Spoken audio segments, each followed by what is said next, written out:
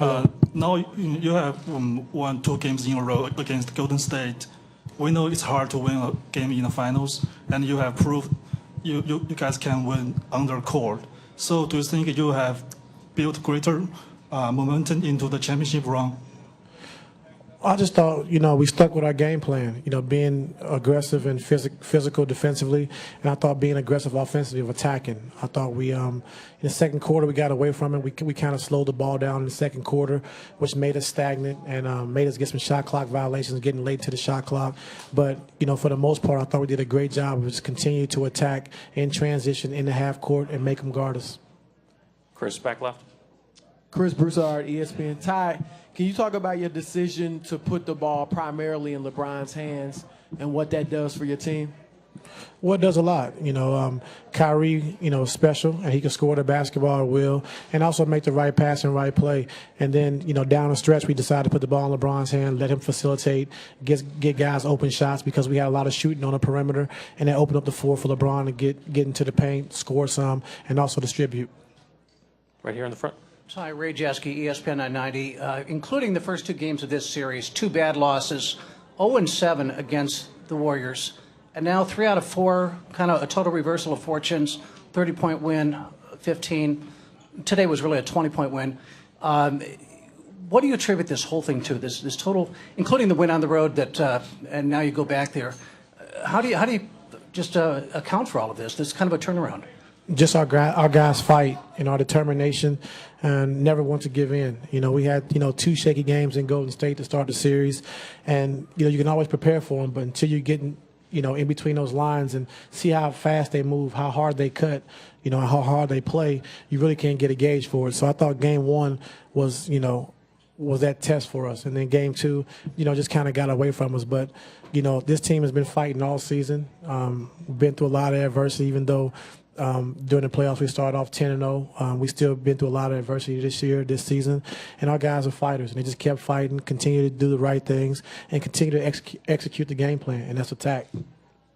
Next row back. Ken Miller, Calling Post. Coach, what have you learned about yourself as a coach in this series that you didn't know about yourself already?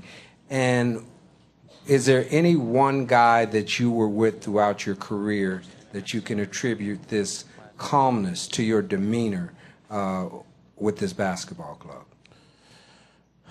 Well, everything I do is Doc Rivers driven. He taught me everything. As far as being a coach, giving me my first chance, to coach.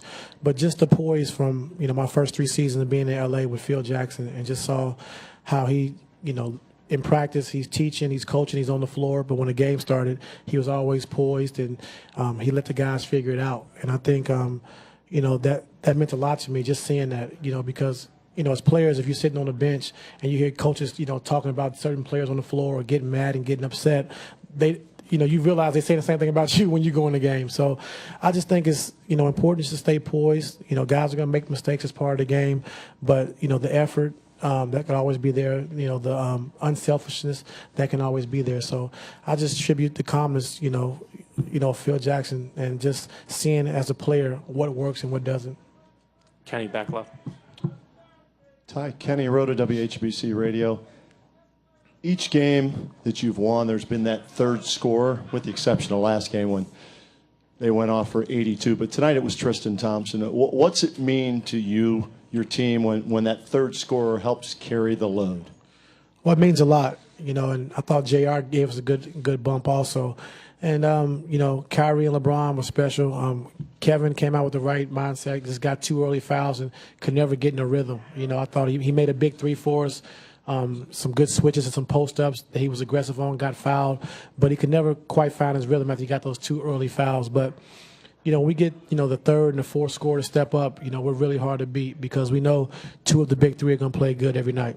Having said that, 41 and 41 in back-to-back games for LeBron, how do you describe that? It's just LeBron being LeBron. He's one of the greatest of all times, and our back was against the wall, and he took it upon himself in the last couple of games, himself and Kyrie, to really, put this team on their backs and really, get us to where we're trying to get to, and that's a Game 7 in Golden State. Over here, Chris. Chris Parker, Cleveland Scene. Coach, jumping on Kenny's question, Tristan played really well, not just on the boards, but it seemed that he was rolling to the basket and finding open spaces and getting into positions where people could find him. Could you talk about that part of his game? Well, the last few days we've really been working on getting to the right spots because they do a great job of protecting the elbows and boxes and loading up. So we really, the last 2 or 3 days, we really have focused in on Tristan being in the right spots because he's very important to what we're trying to do. And defensively, being able to switch 1 through 5 with him is great for us. So we need him on the floor. And I thought tonight he really got to his spots and he really was in the right position every night. And LeBron and those guys could find him when he was open. Would you also say that his physicality was the key for the game? Oh, his physicality every night. Just guarding, like I said, 1 through 5 on the glass every night, and just he brings the physicality to this game. Every single night, and he's the heart and soul of our team. Jason on the left. Jason Lloyd, Ag Big Journal. How long were you sitting on Dante Jones? And it was quite an impactful 2 minutes that he played. Why was tonight the right time to pull that curveball?